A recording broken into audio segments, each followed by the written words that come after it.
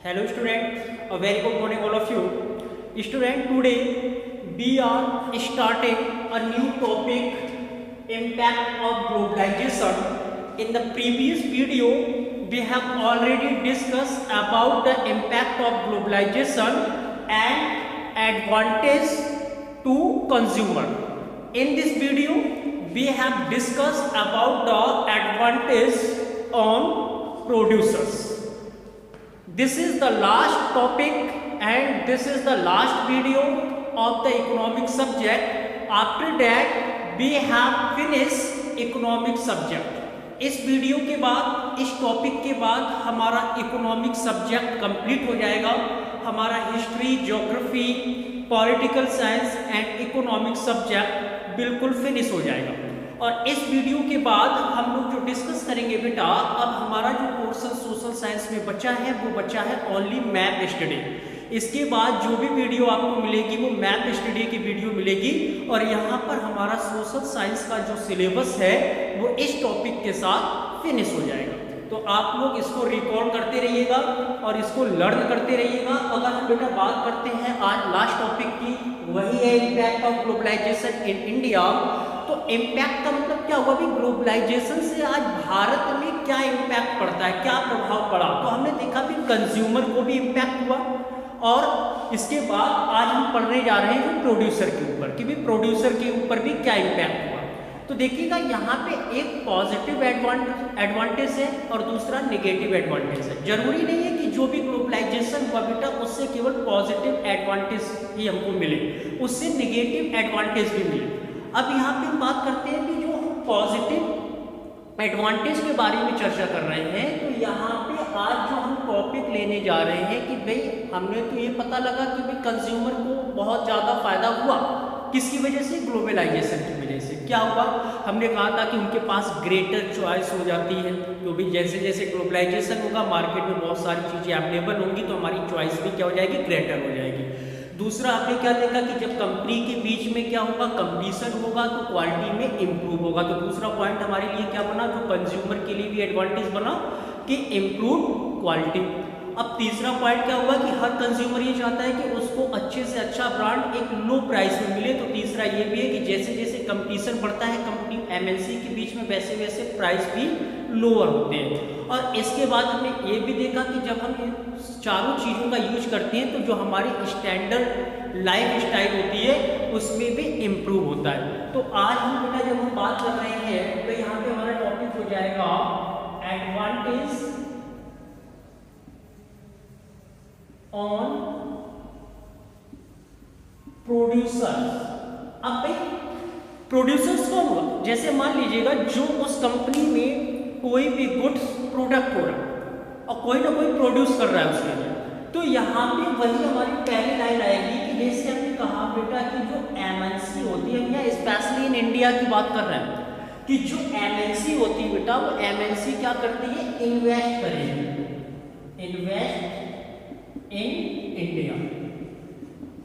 अब जब इन्वेस्ट करेगी पैसा, क्योंकि मल्टीनेशनल कंपनी क्या करती है कि भाई मैंने आपसे ये कहा था कि multinational companies invest their goods and services various parts of the world, कि वो ज़्यादा से ज़्यादा दुनिया के अलग अलग भागों में अपना पैसा इन्वेस्ट करते हैं. जब भी वही पैसा इन्वेस्ट इंडिया में होगा बेटा तो आप तो सोचिएगा जैसे इन्वेस्ट होगा तो इंडिया की ग्रोथ थोड़ा ना थोड़ा बढ़ेगी. जैसे इंडिया की ग्रोथ बढ़ती है, मल्टीनेशनल कंपनी यहाँ आती है और जैसे यहाँ पे अप होता है इसका स्ट्रक्चर, तो दूसरा हम देखते हैं कि जब इन्वेस्ट पैसा हुआ है तो इससे कुछ ना कुछ प्रभाव तो भारत पर पड़ेगा. क्या पड़ेगा? जैसे मान लीजिएगा यहाँ पे पहला प्रभाव पड़ेगा एम्प्लॉयमेंट, यहाँ पे रोजगार बढ़ेगा. और जब रोजगार बढ़ेगा तो लोगों को क्या मिलेगा बेटा, जॉब मिलेगी, नौकरियां मिलेंगी. कैसे मिली? जब मल्टीनेशनल कंपनी इन्वेस्ट करती है भारत में, तो भारत के लोगों में या भारत देश में क्या होगा, एम्प्लॉयमेंट इंक्रीज होगा. और जब एम्प्लॉयमेंट बढ़ेगा तो जॉब्स की अपॉर्चुनिटी भी ज़्यादा होगी. और दूसरी चीज़ ये होती है कि जो हमारे यहाँ लोकल कंपनी होगी हमारे देश में, तो क्या होगा कि local company providing raw material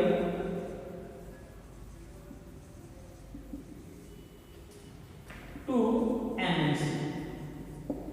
जो लोकल कंपनी हमारे देश में पहले से ही है वो क्या करेंगे, उनका भी कुछ ना कुछ एडवांटेज होगा। कैसे होगा कि जो वो छोटा छोटा रॉ मटेरियल बनाती हैं वो रॉ मटेरियल डायरेक्ट क्या करेंगी, सप्लाई करेंगी किसके लिए, मल्टीनेशनल कंपनी के लिए।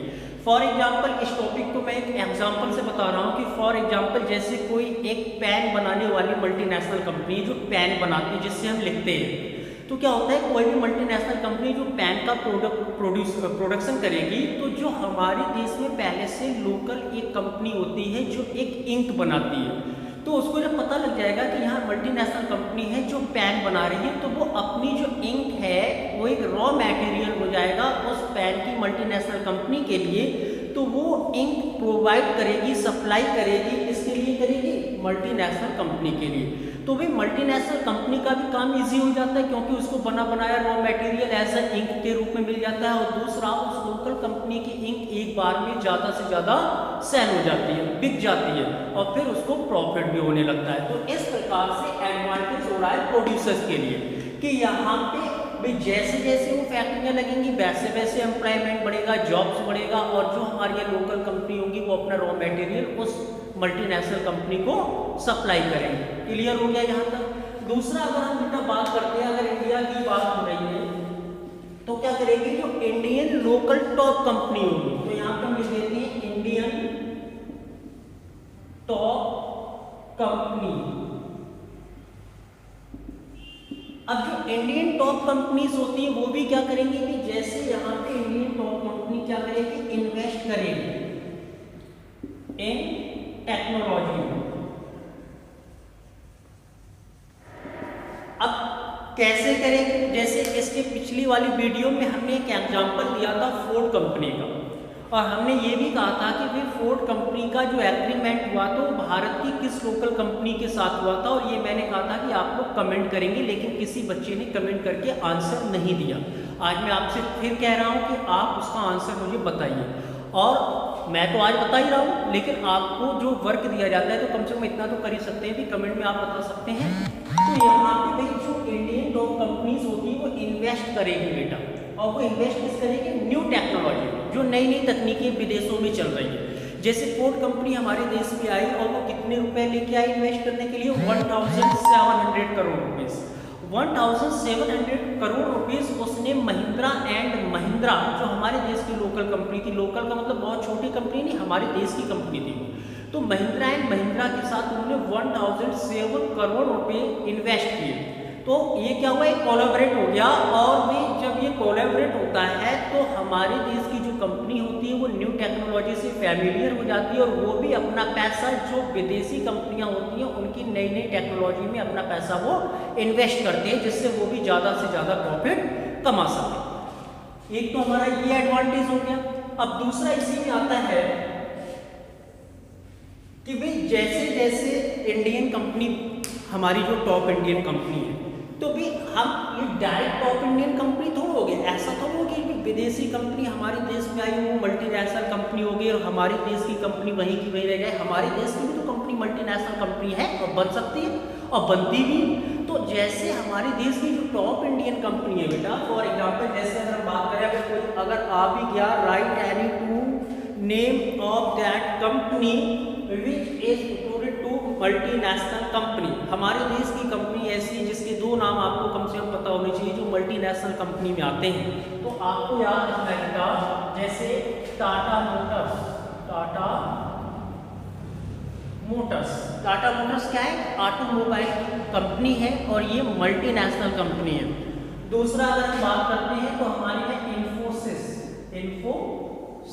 इन्फोसिस क्या है बेटा, ये आईटी सेक्टर की कंपनी है और ये भारत की कंपनी है इन्फोसिस, लेकिन इसकी ब्रांचेस यूएस वगैरह में भी हैं, अमेरिका जो US United state of America, UK में भी है, सिंगापुर में भी है। तो ये इन्फोसिस क्या है, मल्टीनेशनल कंपनी है जो इंडियन की टॉप कंपनीज में आती हैं। इसके अलावा अगर हम और भी बात करते हैं तो एक रैन बैक्सी है, रैनबैक्सी भी क्या है, मल्टीनेशनल कंपनी है जो मेडिसिन बनाती है। और इसी के साथ एक सुंदरम, याद रखेंगे 4-5 नाम, कम से कम 2 नाम आपको याद होना चाहिए जो इंडिया की टॉप कंपनियां हैं जो मल्टीनेशनल कंपनी में उसकी गिनती की जाती है। तो सुंदरम क्या होती है, जो नट और बोल्ट बनाती है। एशियन पेंट है, जो घरों में हम रंगाई पुताई का काम करते हैं, तो एशियन पेंट जो होता है, जो डिब्बा आता है, वो भी एशियन पेंट क्या है, एक मल्टीनेशनल कंपनी है। साथ ही हमारी रिलायंस इंडस्ट्रीज भी एक मल्टीनेशनल कंपनी में आती है। तो आपको 2-3 नाम याद रखना है। तो ये जो टॉप इंडियन कंपनी थी, ये मल्टीनेशनल कैसे बनी, ये सब विद ग्लोबलाइजेशन या with the help of globalisation. जो ग्लोबलाइजेशन की वजह से ये टॉप इंडियन कंपनी भी क्या बनी, मल्टीनेशनल कंपनी बनी। ठीक, तो यहाँ पे हमने इम्पैक्ट देखे, इम्पैक्ट के हमने 2 टाइप्स देखे। एक तो एडवांटेज मिला कंज्यूमर के लिए, जिसमें ग्रेटर चॉइस था, इम्प्रूव क्वालिटी था, लोअर प्राइस था, स्टैंडर्ड जो लाइफ थी वो भी हमारी किसकी वजह से हुई, एडवांटेज टू कंज्यूमर में।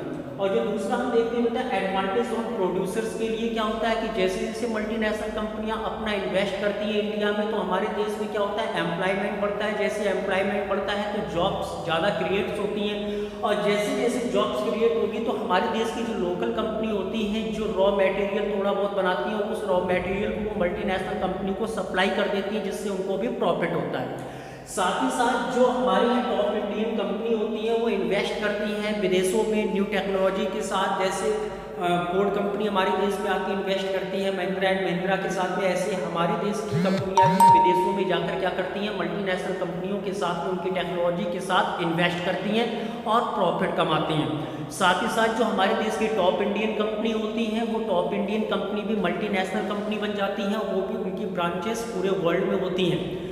जैसे जैसे मैंने कहा टाटा मोटर्स कंपनी हमारी मल्टीनेशनल कंपनी है, रैनबैक्सी है जो मेडिसिन बनाती है, ये भी हमारे यहाँ पर क्या है, मल्टीनेशनल कंपनी है। सुंदरम जो नट बोल्ट बनाती है, एशियन पेंट, ये सब मल्टीनेशनल कंपनी है। और इसके जो प्लांट्स हैं, इसके जो ऑफिसेस हैं, वो भी कहाँ जाते हैं, सब विदेशों में होते हैं। साथ ही साथ एक एडवांटेजेस और आता है बेटा कि जो सर्विस होती है, सर्विसेज प्रोवाइड।